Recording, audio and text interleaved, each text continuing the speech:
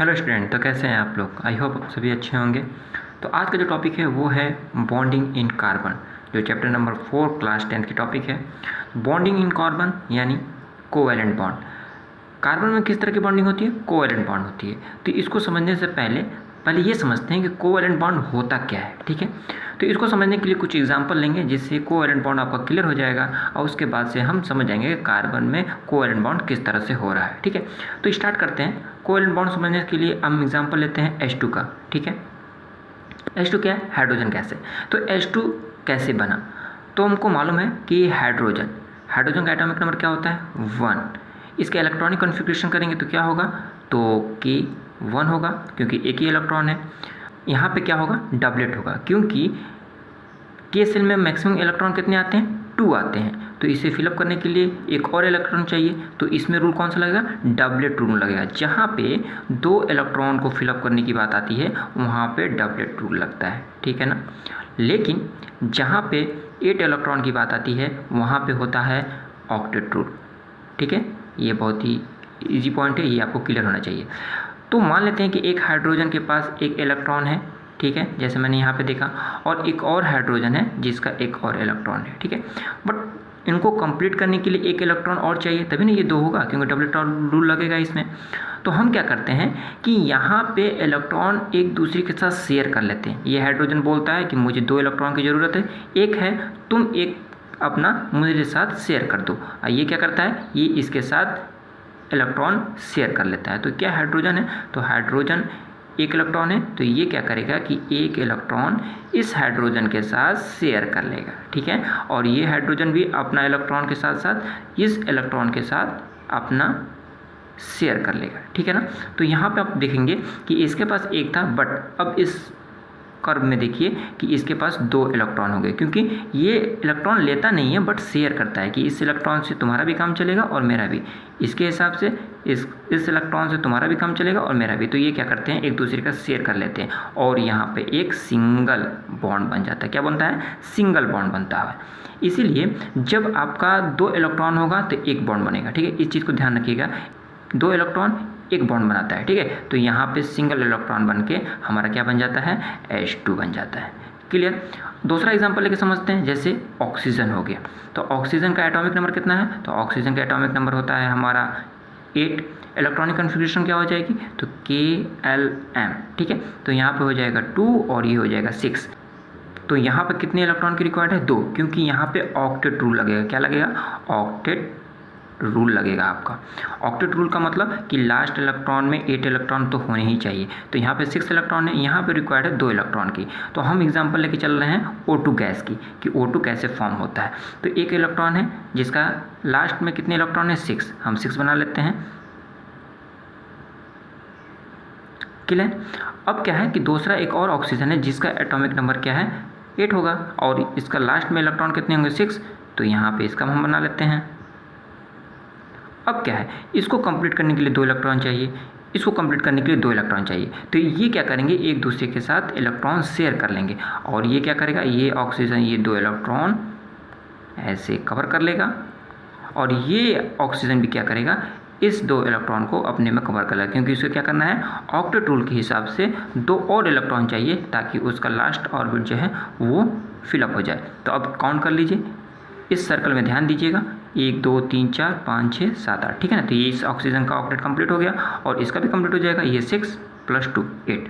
तो इस तरह से इसमें क्या बन जाएगा? डबल बॉन्ड बन जाएगा। ये डबल बॉन्ड, तो O2 क्या होता है? डबल बॉन्ड से जुड़ा होता है, तो आपका ऑक्सीजन गैस बन जाता है ये O2। ठीक है, एक और एग्जाम्पल लेके चलते हैं नाइट्रोजन का।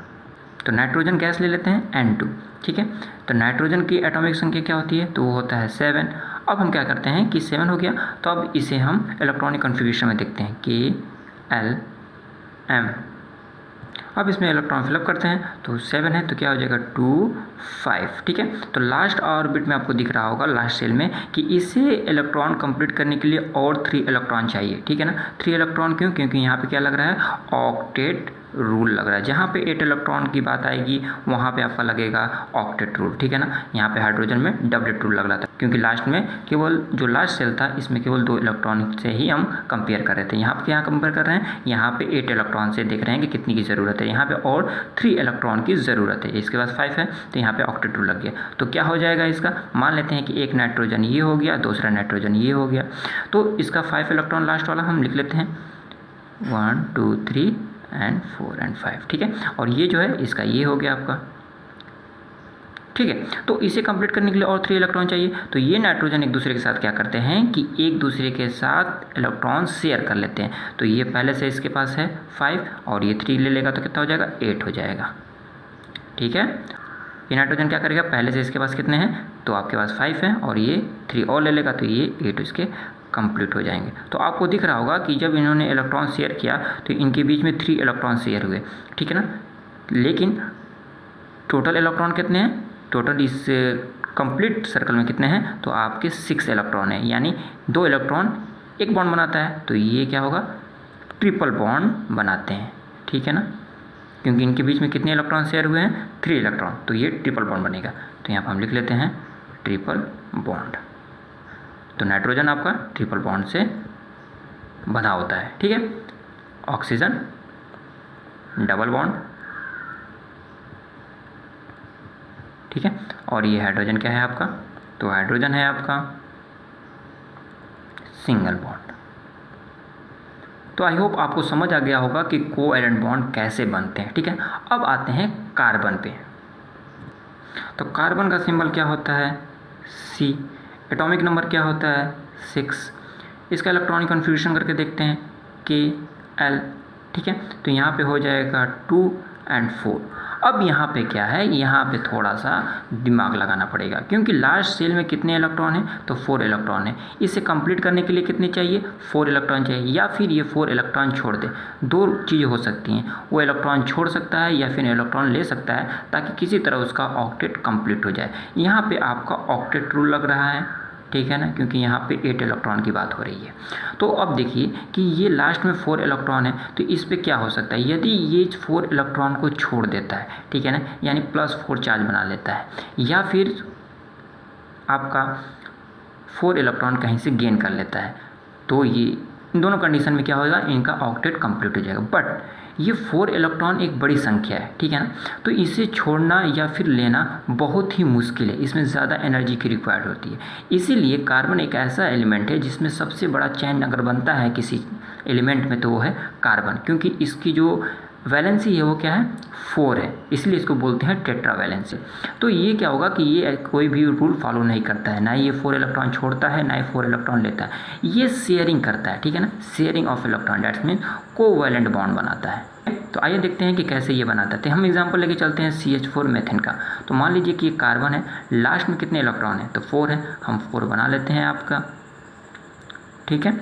और ये 4 हाइड्रोजन के साथ शेयर करके इलेक्ट्रॉन अपना ऑक्टेट कंप्लीट कर लेता है। 4 हाइड्रोजन है तो क्या होगा, 1 हाइड्रोजन, सेकेंड, थर्ड एंड 4, ठीक है।